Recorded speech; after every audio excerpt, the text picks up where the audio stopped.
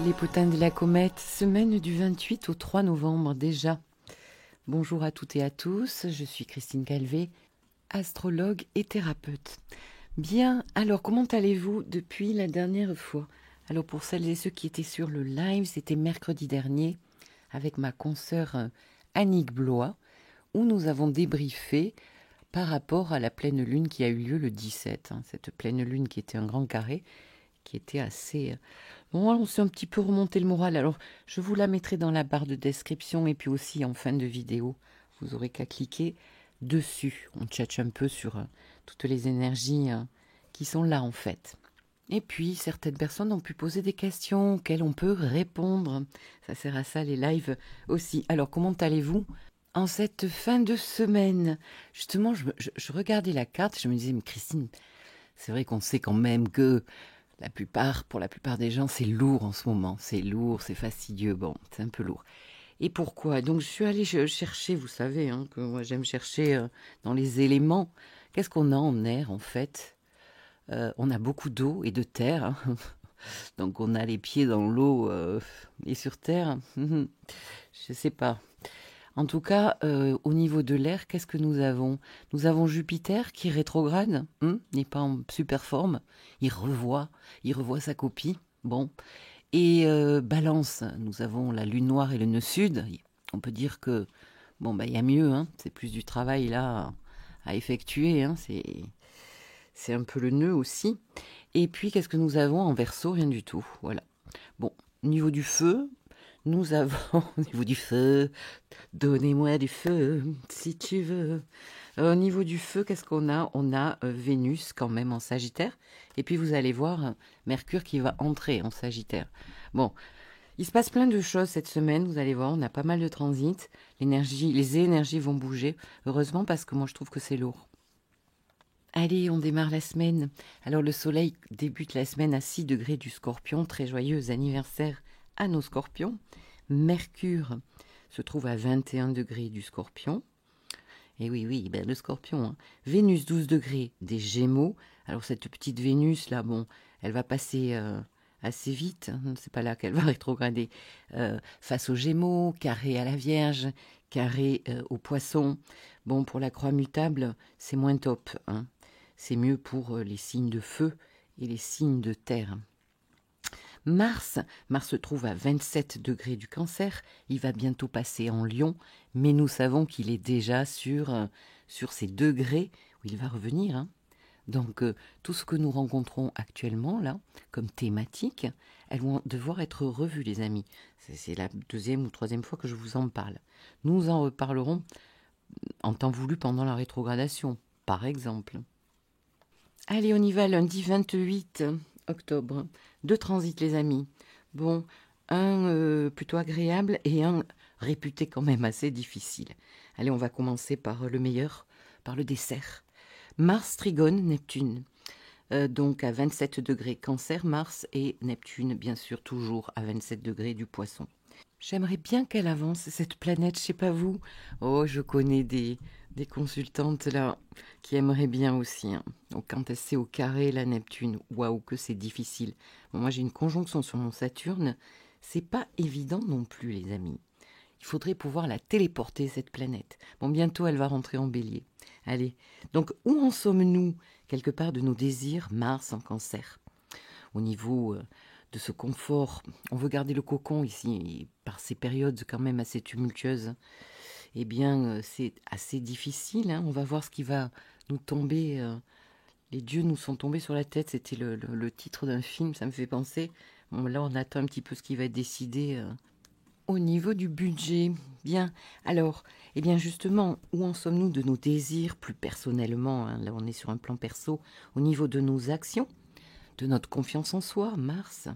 Neptune peut nous parler de rêve, de votre rêve, de notre idéal, qui peut aussi se concrétiser pour certaines personnes ici. D'autres personnes aussi peuvent réaliser quelque part leur fantasme. On est dans l'eau ici, Cancer, Poisson. On a beaucoup d'imagination, donc ça peut être chaud aussi. Y aura-t-il vraiment de l'action? Peut-être pas avec Mars, Trigone, Neptune. Finalement aussi, ça peut se vivre de différentes manières. Ne rien faire, les amis, c'est déjà faire quelque chose. Ne pas hésiter, par exemple, à se reposer si on en a besoin. Donc prendre soin de soi avec Neptune ou de l'autre aussi, hein. Adoucir son énergie, être dans l'empathie. On peut aussi aider, se mettre en action pour aider quelqu'un ou se faire aider soi-même, ce qui peut être pas mal, se mettre au service des autres. Ça fait du bien aussi, hein. Alors le deuxième transit du jour, c'est Vénus carré à Saturne, 12 degrés. Poisson et Vénus est en Sagittaire, 12 degrés. Ici, nous sommes dans le carré décroissant. Donc bientôt, le nouveau cycle de Vénus-Saturne. Alors juste quelques mots sur ce cycle qui est né le 21 mars à 12 degrés du Poisson, justement, donc dans votre maison Poisson. Le carré croissant a eu lieu le 8 juin à 19 degrés Gémeaux Poisson. Nous avons vécu l'opposition Vénus-Saturne. Tout ça, le carré, l'opposition, c'est jamais très agréable, hein. Donc peut-être rappelez-vous ce que vous avez vécu lors de ces transits. Le 19 août, oui, moi je me rappelle bien de la mi-août. Bonjour, la frustration. 17 degrés, Vierge-Poisson. Oui, en plus pour les générations Uranus-Pluton en Vierge, là, ça tombait nickel dessus. Vénus était sur Uranus-Pluton et opposé à Saturne. Donc ici, eh bien, on est peut-être dans une phase plus de digestion du cycle, un carré décroissant. On remet des choses en question aussi, hein. Alors, quelques mots sur cette Vénus Sagittaire quand même, qui porte quelque part le feu. On est dans un signe de feu ici, hein, qui porte le feu en elle avec des envies, des passions. Donnez-moi l'envie d'avoir envie. C'est la pluie qui me rend comme ça, les amis, ça me rend dingue. La passion pour les grands voyages, les grands voyages d'ailleurs, autant dans la tête, hein, par des lectures de livres, par le partage avec des gens, philosopher, ou bien avec ses pieds, hein, et le train ou l'avion. Quoi d'autre? L'envie de se former, vivre de nouvelles aventures, Vénus Sagittaire. Et ici, carré à Saturne, eh bien, elle rencontre un frein, elle rencontre un mur. Il fait froid tout d'un coup. Donc des retards, des freins. Un coup de froid, justement. Achetez-vous les écharpes, là. Hein. Dans le relationnel, hein, Vénus. Relationnel, les contrats. En amour, bien sûr. Il peut y avoir de la distanciation entre certaines personnes. L'impression d'être rejeté ou d'avoir soi-même à rejeter quelqu'un parce que ça suffit. Des sentiments de solitude, des sentiments d'abandon. Ça y est, là, il y a le phénomène de la victimite qui peut revenir. On est peut-être dans la déception ici. On est peut-être dans le tri, justement, au niveau amour, amitié. Saturne nous parle de patience et d'endurance. Et puis Vénus, c'est aussi l'argent, les amis. Donc ici, on peut compter, on peut être ennuyé par une question d'argent. On pense que ça peut nous freiner parce que l'argent n'est pas disponible. Pas disponible. Ça me fait rire, je sais pas pourquoi. Comme dit l'autre, il vaut mieux en rire qu'en pleurer. Donc voyez, ce lundi, ben, peut-être que ça va être plus l'option je fais rien, je fais rien. Parce qu'on va peut-être avoir besoin de se remettre de ce coup de froid là, avec Vénus carré Saturne. Après, mercredi, j'ai un transit qui va nous réveiller. Mercredi 30, Mercure opposé Uranus. Souvenez-vous, Vénus était collée à Uranus aussi, hein, c'était collé au problème, enfin à l'opposition en tout cas. 25 degrés, taureau-scorpion. Donc là, tous nos taureaux, troisième décan, nos scorpions, nos lions et nos verseaux, troisième décan, là, sont impactés. Et d'ailleurs, ça me fait penser au moment de Vénus au Uranus, il y avait pas mal eu de ruptures brutales, hein, avec du ghosting avec Uranus. Il y a on rompt brutalement et puis on n'a plus personne au bout du fil. Donc ici, peut-être des nouvelles surprenantes, hein, Mercure. Uranus apporte son lot d'instabilité, d'agitation, le mental ici, hein. Alors déjà que Mercure en Scorpion, il est quand même un peu plus torturé, on va dire, hein, un peu plus au niveau des intestins, justement. On sent de l'angoisse au ventre. Enfin, je sais pas, mais il y a eu pas mal de ressentis comme ça. Moi, ça me parle. Donc ici, le mental peut être en ébullition. Hein. Uranus, c'est se mettre les doigts dans la prise, en fait. Hein. Donc, les choses peuvent tourner dans votre tête. Je veux, quelque part, et je le fais. Uranus, c'est quand même une planète très individualiste. Donc, je fais comme je veux. Donc, ou c'est vous qui faites comme vous voulez, ou bien c'est l'autre qui va vous imposer des choses aussi. Hein. C'est un Mercure plutonien, ne l'oublions pas, il est chez Pluton. Donc, il n'y a pas de gants ici, peut-être. Hein, ça peut vraiment heurter. Hein, on peut avoir des nouvelles là, bon, ou des choses à annoncer soi-même. Hein. Bon, résultat des courses, ça peut aussi partir quand même en dispute. Nous verrons bien autour de ce mercredi. Hein, vous prenez bon, en fait, ça dure la semaine peut-être, un jour avant, voire deux, et un jour après, voire deux. Le lendemain, jeudi 31, un joli transit, toujours Mercure. Alors vous allez voir, Mercure, il va passer par plein de filtres. Hein. Dans la semaine, ça va être intéressant. Ici, il est trigone à Neptune, donc on est toujours dans de l'eau et de l'eau. Il va peut-être pouvoir se calmer. En début de semaine, on avait Mars qui était trigone à Neptune. Hein. Ici, c'est notre énergie, Mars. Ici, c'est notre intellect. C'est nos schémas de comportement qui va chercher quelque part peut-être une issue et qui va chercher à se calmer. Donc, on peut aussi quand même redonner du sens et puis retrouver la foi avec Mercure, c'est notre pensée. Neptune, c'est aussi la foi. Donc, on a le mental branché pour le bon, pour se faire du bien, pour arrêter de se torturer la tête quelque part. C'est aussi excellent, bien sûr, pour toutes les professions thérapeutiques, hein, ou d'aide aux autres, hein, les infirmiers, etc. Beaucoup de créativité, bien sûr, ici.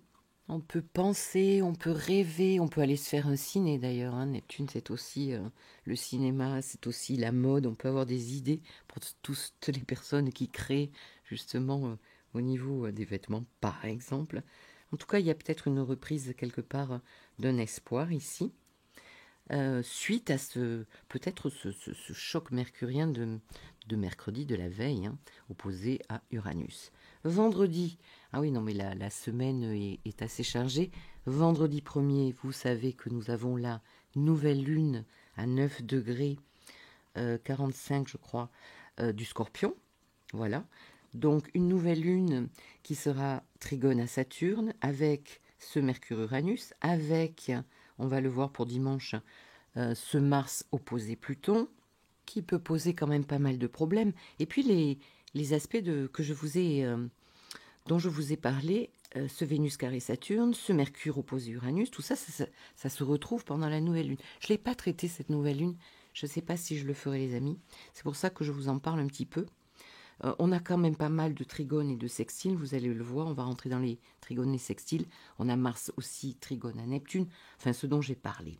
Samedi 2, justement, Mercure, trigone, Mars. Allez, un autre joli trigone.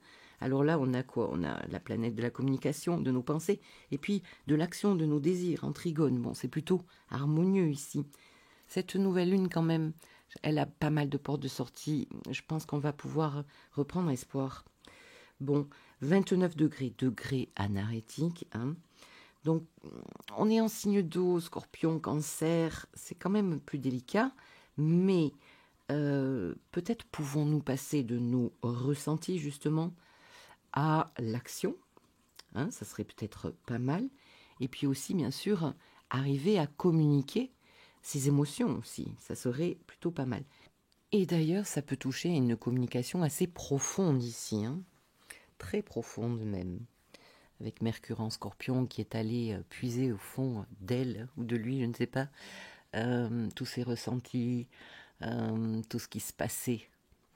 Eh bien, à l'intérieur, hein, sextile à Pluton, eh bien, ça peut enfin peut-être sortir justement. Donc, c'est peut-être le moment de communiquer tout ça. Après, on peut s'activer pour des gros changements hein, avec Pluton, des déménagements par exemple. Hein. Bon. Et puis ce même jour, samedi 2, eh bien Mercure va passer dans le signe du Sagittaire ici. Mercure en Sagittaire, c'est un Mercure en chute. Hein. Mercure est bien dans le signe de la Vierge, et aussi du Gémeaux. Voilà. Donc, Mercure va rester en Sagittaire jusqu'au 8 janvier 2025. Non, non, vous ne rêvez pas. Nous sommes juste début novembre, là, et jusqu'au 8 janvier. Donc, ça veut dire quoi? Ça veut dire qu'elle va rétrograder. Allez, vous avez gagné un pompon. C'est un Mercure jupitérien ici, qui se veut plutôt optimiste, qui a envie de partager, de passer des nuits entre copains à philosopher, etc. Il est quand même assez extraverti, hein, celui-ci. Il a envie de voyager, il a envie de donner son savoir, d'en recevoir. Enfin bon, c'est quand même Mercure plutôt sympa. Le petit bémol, c'est que c'est un Mercure, alors là je pense au niveau social, qui peut prêcher la bonne parole et qui pense qu'il a toujours raison. Alors, juste quelques mots sur la rétrogradation qui se fera, mais je pense que je ferai peut-être une vidéo là-dessus. 22 degrés Sagittaire, et ça, il reviendra à 6 degrés du Sagittaire. Donc la semaine prochaine, j'en parlerai certainement, quand il commencera à piétiner les degrés sur lesquels il va devoir revenir. Pareil que Mars, en fait, il faudra regarder ce qu'il se passe, quelles sont les thématiques, parce que nous aurons à les régler d'ici le 8 janvier. Donc, ce sera rétro le 26 novembre, exactement, les amis.